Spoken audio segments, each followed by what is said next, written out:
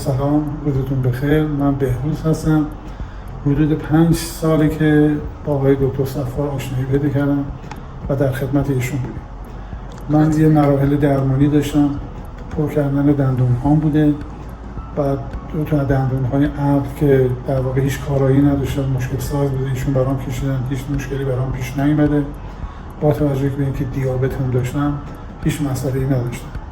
و حدود 1 سال و نیم هست که یکی از دندون‌های آسیا که خراب شده بود، ما ناچار بودیم که بکشن، ایمپلنت کردم و تا کنون هیچ مشکلی پیش نیومده. من خیلی راضی هستم از عملکرد کار ایشون.